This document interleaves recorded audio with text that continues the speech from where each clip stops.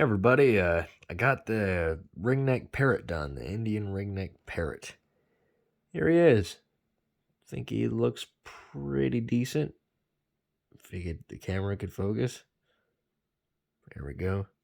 Got the nostrils, the beak, all that fine detail. He got the feet here with some cuts on his feet because the sculpting on these feet was appalling, honestly. Terrible sculpting. I'd slap myself for it, but I don't feel like slapping myself, so hey. And then I did except for I think the feathers were well done, but God, these feet. Ugh. It ain't like she's gonna care, but still. Uh, for as this is a Christmas gift to my grandmother, took me a while to make, but yeah, at least I got it done in time. You got the feathers on the feet here. Or it's not done actually. I got to do the Mod Podge on it, but the reason why I'm doing the video now is because it'll be Christmas by the time that Mod Podge dries, so screw it! I'm doing it now. So we got a lighter wash of greens on the head with the orange circle around the eyes. A little bit of sloppiness, but frankly, it's hard to notice outside the camera. And her eyes already are crappy to begin with, so she ain't gonna know. I mean, not really an excuse on my part, but I am running out of time. And then you got the black underneath, running through to the red on the tip. Same with this side here. And overall, you got the kind of grayish running down the back here. Or not grayish, more like a lightish color, with the darker colors kind of folding in. I did a light green as the same color with the body, and then I did a dark wash for the cracks of the wings. Or sorry, the feathers. And then I did the exact same thing on this side here. Hold on a second. Let me get my hands put in a different position. There we go. Yep, so you got all that detail there. And then the tail, pretty much just the same. Got a lot of the feather detail. That took me a while to do. But hey, it was worth it. Hold on. Flipping them over again. You got a lot of these grayish color or light colored on the ends of these tail feathers here.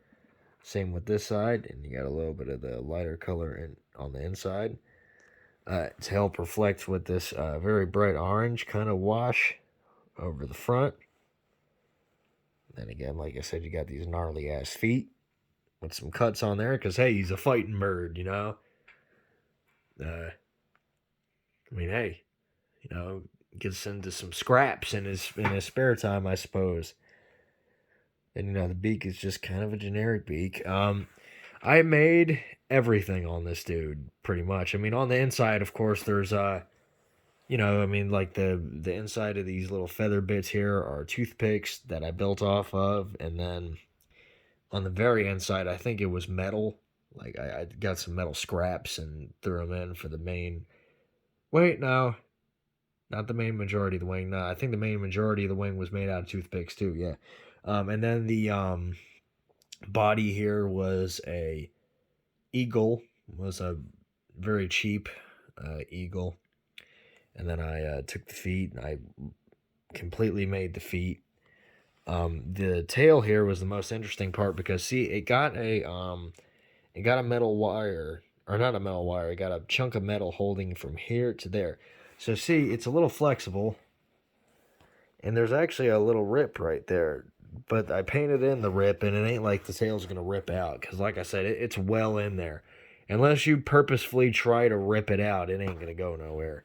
And then this part of the feathers here, along with the long tail bit here, was leather straps that I caulked over and then did all the details afterwards. Come on, you. By the way, the blurriness in the camera is probably how my grandmother's eyes are going to be when viewing at this thing, so it's all good. It's all good. For any details that I missed, it's all good.